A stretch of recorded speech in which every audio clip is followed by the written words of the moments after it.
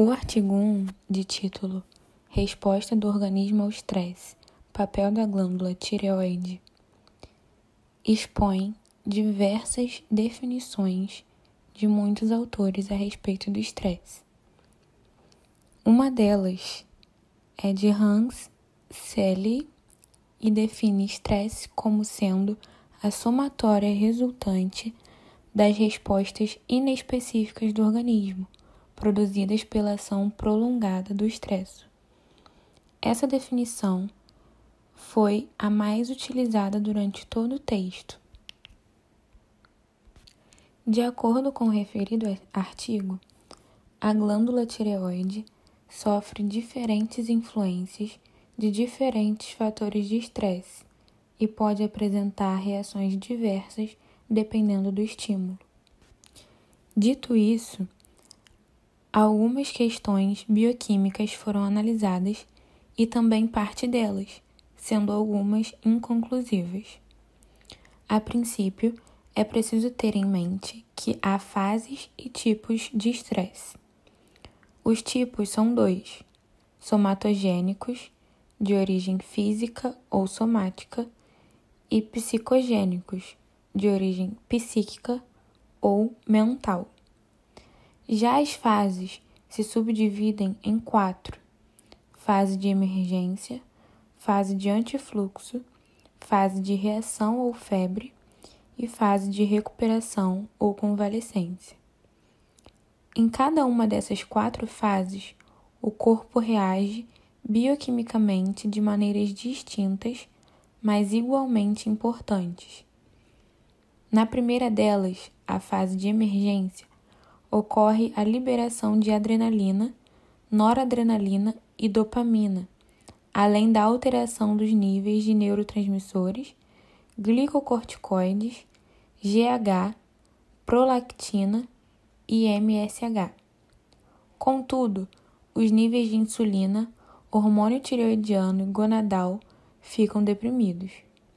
Nesta fase, essas modificações hormonais levam a uma hiperglicemia e a uma maior utilização orgânica periférica de ácidos graxos e corpos cetônicos. Na fase antifluxo, a baixa na atividade metabólica, na temperatura corporal e na resposta endócrino-metabólica permanecem, acrescidas da diminuição do fluxo sanguíneo tissular. Já na fase de reação ou febre, há mudanças significativas. A taxa metabólica se eleva juntamente com o aumento da temperatura. Há também a secreção de hormônios adrenocorticais, GH, MSH, insulina e hormônio tireoidiano. No estresse simples, há alta atividade enzimática biosintética das catecolaminas, sem mudança no número de moléculas enzimáticas, enquanto no estresse repetitivo há aumento de ambos, da atividade enzimática e do número de moléculas. A fase de recuperação ou convalescência provoca um retorno à normalidade neuroendócrino-metabólica e cardiovascular. Esta fase tem como característica o restabelecimento do consumo de oxigênio e da temperatura corporal. Fatores hormonais anabolizantes atuam nesta fase: GH, hormônio tireoidiano, insulina e vários hormônios de natureza peptídica estimulantes do crescimento, como a eritropoietina, fator de crescimento de plaquetas, fator de crescimento da epiderme. Nesta fase, há predomínio do anabolismo sobre o catabolismo. Então, para entender um pouco mais da relação da tireoide com o estresse, a gente tem que entender primeiramente o controle da atividade da tireoide. E a gente sabe que tem muitos hormônios que também ajudam na resposta do estresse, mas nessas últimas décadas, os hormônios tireoidianos eles têm ganhado e desempenhado um papel importante nos estudos relacionados a essa problemática. Os hormônios tireoidianos agem em vários níveis. A nível tecidual, eles agem na síntese proteica, na mobilização e degradação de lipídios e também na mobilização e metabolismo de carboidratos e vitaminas. Mas, além desses, eles também agem junto com o sistema nervoso simpático, aumentando a sensibilidade dos tecidos e a intensidade global do metabolismo. É importante enfatizar a integração entre os sistemas quando a gente fala sobre glândula tireoide. A secreção da glândula tireoide segue um padrão bem definido através de um eixo neuroendócrino, onde o hipotálamo e a hipófise também estão envolvidos. O excreta um hormônio chamado TRH, que estimula a hipófise anterior a produzir o hormônio estimulante TSH, que por sua vez age nos folículos promovendo a síntese e liberação dos hormônios tiroidianos. Esse mecanismo ocorre através de feedback negativo, e ele é altamente controlado e eficaz porque não acontece nem carência nem excesso desses hormônios no organismo. Mas, devido a toda essa mecanaria que esses hormônios necessitam para que tenham um bom funcionamento, várias influências podem afetar esse eixo. Então, pode haver alterações em qualquer um desses níveis para que a glândula tireoide possa funcionar bem ou não. Desse modo, o complexo do controle de secreção de TSH, que é o hormônio estimulante, ele tem muita importância. E ele é regulado primariamente pelos efeitos inibitórios dos hormônios tireoidianos circulantes e pela estimulação desempenhada pelo TRH. Outros peptídeos também fazem parte dessa modulação da secreção do TSH, e entre eles estão a dopamina, os corticosteroides inibitórios e as catecolaminas. Porém, os estudos dos hormônios sexuais são controversos quanto à atividade biológica sobre a tireoide. Então, muito ainda sobre esse tema precisa de elucidação, porque muitas coisas não foram esclarecidas como deveria. Desse modo, como a gente já tinha falado anteriormente, esse tema ainda precisa de muito esclarecimento, porque a glândula tireoide tem várias influências e vários hormônios também estão atuando sobre elas, e nada indica certamente que ela tenha um papel diretamente com o estresse, o que é o causador. Mas já surgiram várias hipóteses e vários estudos que valem a importância da relação entre ela e todos os hormônios que ela comanda dentro desse eixo neuroendócrino. A tireoide é uma glândula responsável pela regulação do metabolismo geral do organismo e muito relacionada ao sistema neuropsíquico. As alterações clínicas e francas dessa glândula, para mais ou para menos, comprometem significativamente o psíquico. Entretanto, pequenas alterações, muitas vezes sem sintomas claros e evidentes, também devem envolver as emoções. A tireoide é envolvida nas questões emocionais por conta do envolvimento do hipotálamo diante das emoções.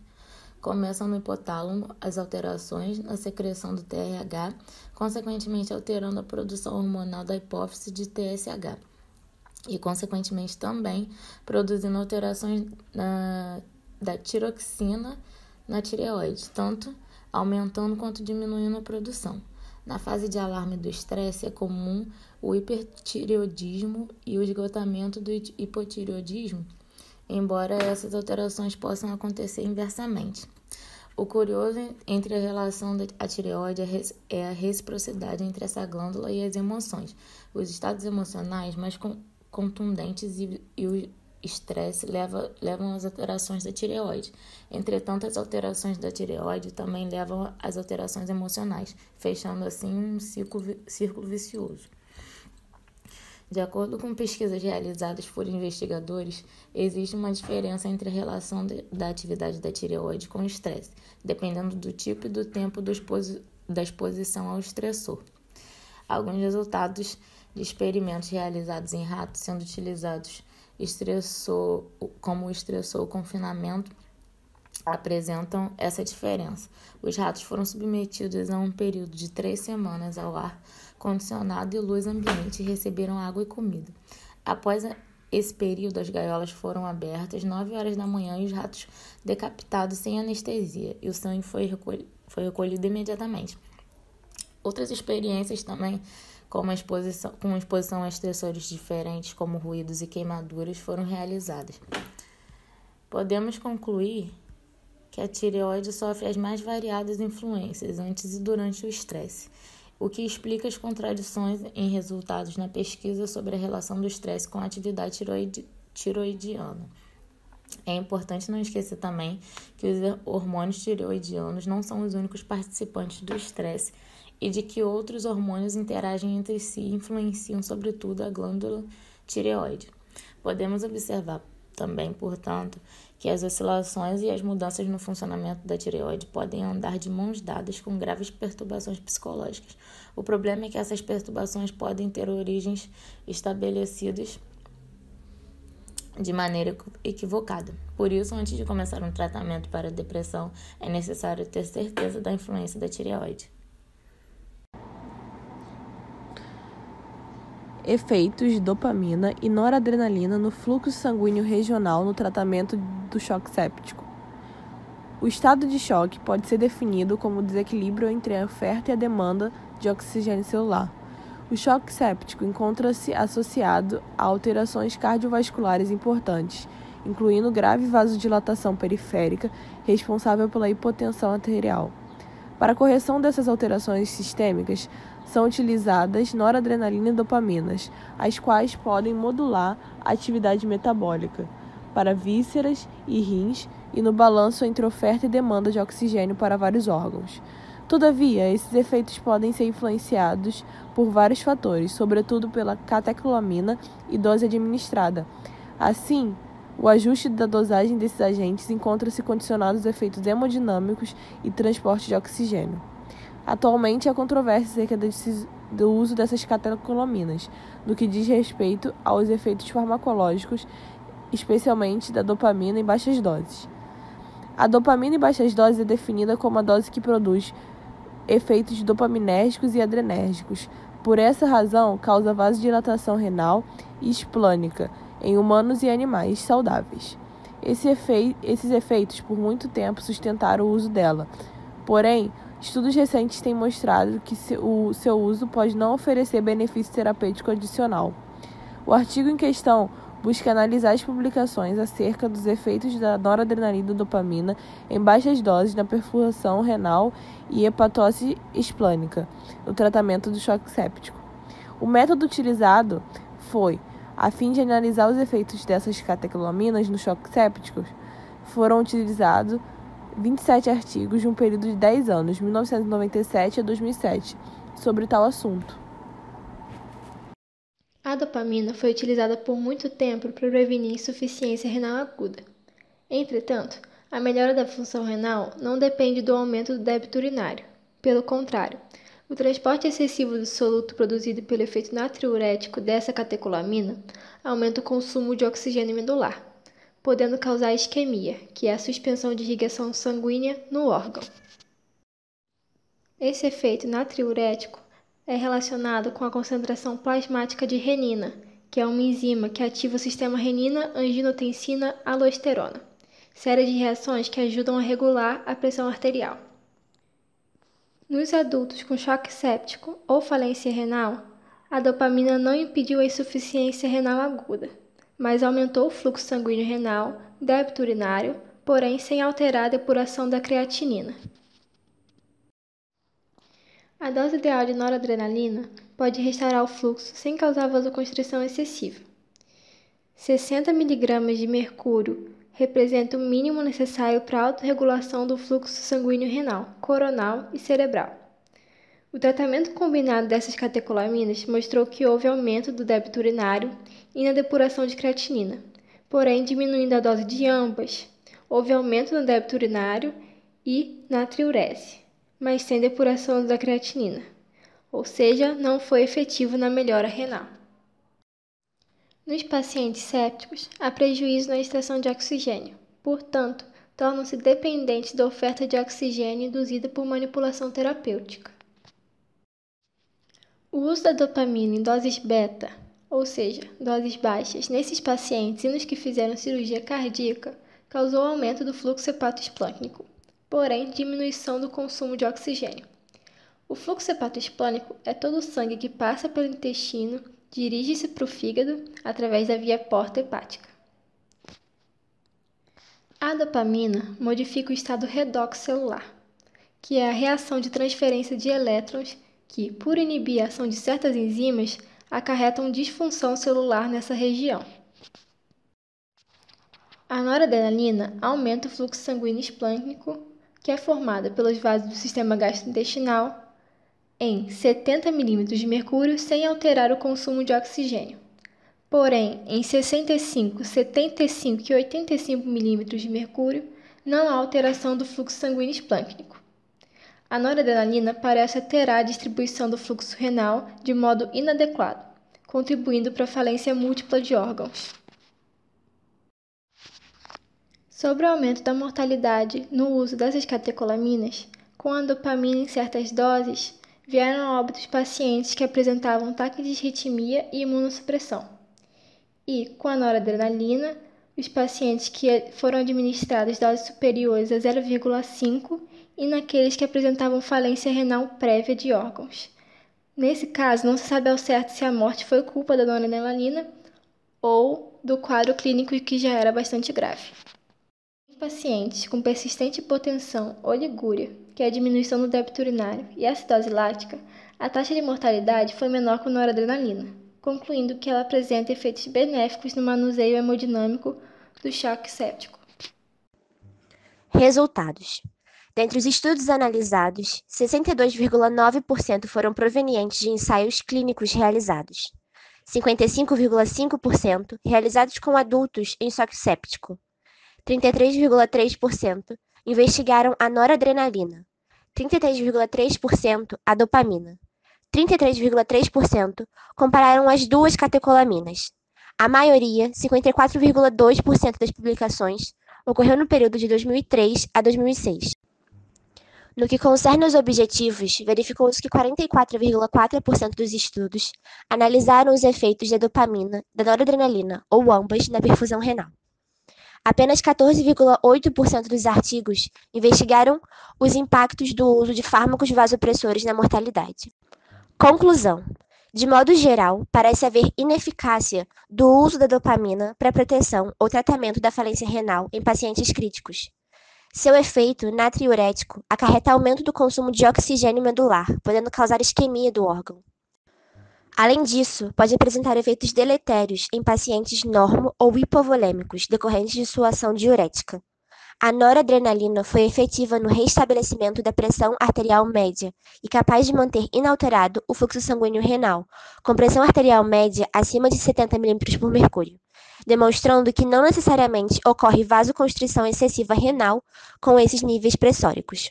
Quanto aos efeitos das catecolaminas no fluxo sanguíneo da região hepatoesplâncnica, os achados foram inconclusivos, não permitindo apontar o melhor agente para o restabelecimento hemodinâmico com manutenção adequada de perfusão regional.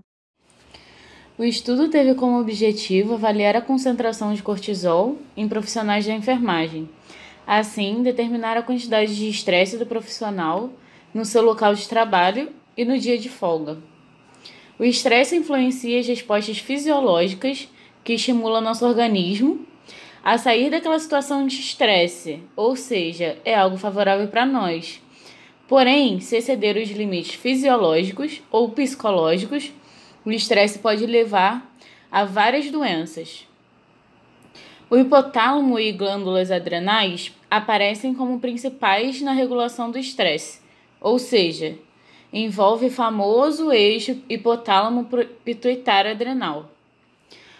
O hormônio cortisol, utilizado nessa pesquisa como medidor de estresse, é produzido pelas glândulas adrenais no final do sono, com seu pico pela manhã, decrescendo durante o dia e atingindo a níveis mais baixos antes de dormir. E posteriormente, o cortisol é ligado à albumina. A albumina, que é uma proteína plasmática chamada transcortina, ou pode se encontrar livre na corrente sanguínea, sendo assim distribuída para o organismo de acordo com a necessidade. Então, o cortisol encontra-se bioquimicamente ativo apenas na forma livre. O nível de estresse dos enfermeiros foi avaliado pela quantidade de cortisol salivar e pelo preenchimento de um questionário. Os dados colhidos e analisados mostraram que a maior parte dos profissionais da enfermagem são femininos e a grande maioria possui idade de 26 e 35 anos. Com a análise dos dados, é visto que não há uma mudança drástica nas concentrações de cortisol do profissional da enfermagem no trabalho com o dia de folga, mas existe uma maior concentração no dia de trabalho, a média é menor no dia de folga e o desvio padrão também. Mulheres apresentaram maior concentração de cortisol salivar e os profissionais que realizavam dupla jornada de trabalho possuíam valores superiores comparado ao dia que faziam dupla jornada. Os que realizavam atividade física mostraram valores de cortisol inferiores no dia de trabalho, pois a atividade física é capaz de influenciar o eixo hipotálamo e hipófise adrenal, atuando na liberação de substâncias que aumentam os níveis de cortisol. A área que os enfermeiros trabalham também mostrou influenciar no estresse. O eixo hipotálamo-pituitário-adrenal é responsável pelo desenvolvimento e expressão de diversos comportamentos. O eixo HPA é responsável através da secreção do hormônio liberador de corticotropina, HLC, e vasopressina, AVP, que são liberados pelo hipotálamo na corrente sanguínea. Chegando ao local-alvo, vão levar à secreção do hormônio adenocorticotrópico, o ACTH, que vai ser liberado pela pituitária. O ACTH é um hormônio peptídico de 39 aminoácidos, sendo seu precursor um pró-hormônio chamado pró-opielomelanocortina, o PONC. O ACTH vai agir no córtex adrenal, se ligando ao receptor melacortina 2. Assim, o ACTH aumenta o nível de cortisol e andrógenos adrenais para a regulação da expressão gênica. O ACTH é controlado pelo hipotálamo, que produz um peptídeo chamado hormônio liberador de corticotropina, o HLC. Assim, o HLC estimula a produção de ACTH e a transcrição do gene PONC. Assim, aumentando a quantidade de PONC disponível, eu aumento um pró-hormônio que vai ser usado para a produção do meu ACTH. Os neurônios que expressam HLC também expressam o AVP, vasopressina, porque o AVP vai potencializar a ação do hormônio liberador de corticotropina. Muitos tipos de estresse levam à produção de ACTH, que irá estimular uma produção de cortisol, e o cortisol vai realizar um feedback negativo sobre a hipófise. Assim, vai inibir a produção do PONC, e logo não tendo PONC, não tem uma secreção de ACTH, e no hipotálamo não vai ter a liberação do HLC. Assim, por isso que chamamos de um eixo, pois uma resposta inicial vai levar a uma resposta final que vai fazer um feedback. Então é como se fosse um ciclo que tem uma autorresposta. A resposta de estresse pode persistir mesmo com esse feedback negativo do cortisol.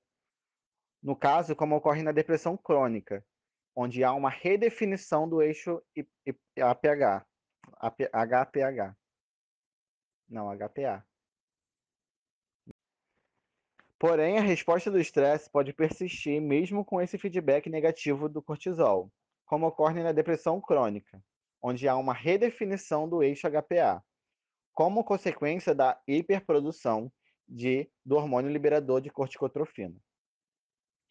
Resumindo, há um estímulo do hipotálamo que leva uma produção de HLC que vai ser potencializado pelo AVP, que é a vasopressina, e assim, o HLC, né, o liberador de corticotropina, vai fazer a expressão do gene PONC e assim vai ter a liberação do ACTH, que vai agir no córtex adrenal, produzindo cortisol, que fará a sua ação em relação ao estresse, por sua vez, inativa a produção de HLC no hipotálamo. No córtex adrenal, o cortisol também vai agir sobre o hipocampo e sobre a amígdala.